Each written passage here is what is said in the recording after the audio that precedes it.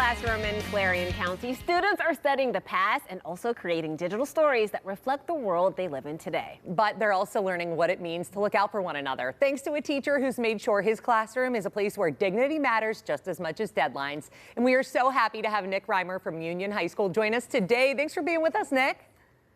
Thank you for having me. So we can't wait to get into the nitty-gritty and all the amazing things that you do. But I will say what really touched us and stood out to us at first was your donation shelf. Can you kind of share with us what inspired you to create it? Yeah, so about 9 or so years ago, I was a sub here at Union High School. And when I was a sub, I would fill in all different classes, gym, art, everything here and there. So I noticed the one day, and it was just happened to be one kid I noticed didn't have deodorant that day. And I said, "Why didn't you have deodorant?" And he said, I just forgot to bring it. And in my head, I was like, oh man, I know when I was in school, if I'd have forgot to bring deodorant, I'd have been stressing about it all day. So that carried with me whenever I actually got hired here full time. And I started thinking, you know what if other kids don't have access to those things?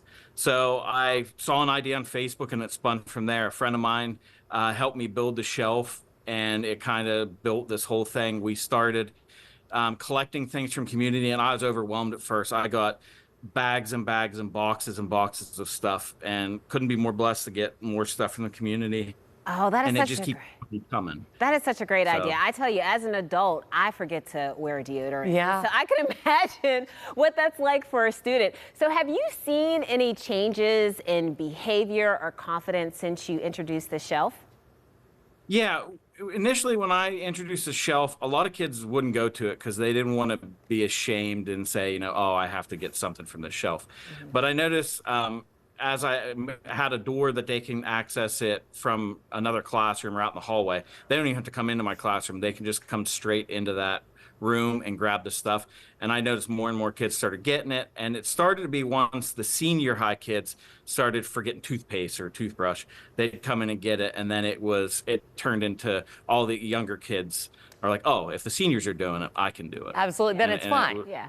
Kind of got rid of the stigma. Yeah. Absolutely. And I mean, I love how it just started with one kid, because as teachers, you change lives every day, and it could just be one kid that was that example, but you're helping so many. And yeah. Nick, on top of, making them confident and smell amazing and fresh, you also teach your kiddos history. Now, in this day and age, how are you keeping these kids engaged? Because I'm sure, and I know as parents to little ones, it's tough. Yeah, keeping them engaged is hard.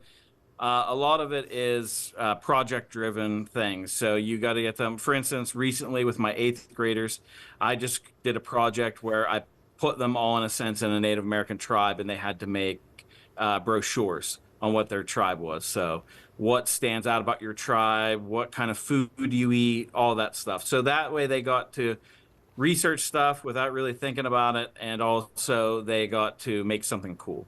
And we put it down in a display case down in the hallway, so to show off their hard work at the end. Wow, that's so cool and creative all at the same time. Absolutely. I'm curious, beyond the technical skills, what are you hoping that your students walk away from with these projects?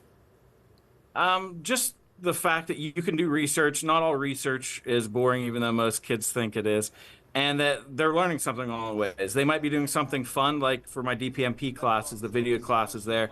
They love it. They do fun things, but they're always learning technical aspects of removing green screen or many different things, how to work audio into your videos, all sorts of things. So, I mean, there's a big array of things that they can learn, and hopefully they take with them once they graduate. And to Mr. Reimer's students, video editing and everything he's teaching you is so important. We do it in our everyday professional life. Thank you so much for teaching that next generation. That's important skills. Thank you. Thanks for being with us. Oh, cool. Sure. All right, if you or someone you know is an educator who would be great for Teach Me Tuesday, let us know. Hey, reach out to us through our email, talkpittsburgh@kdka.com, for a chance to be featured on the show. And coming up on Talk Pittsburgh, we're hanging out with our best buddies. They're all about building real relationships and creating opportunities for people with intellectual and developmental disabilities. We've got a preview of their annual fundraiser that will talk straight to your taste buds. That's next.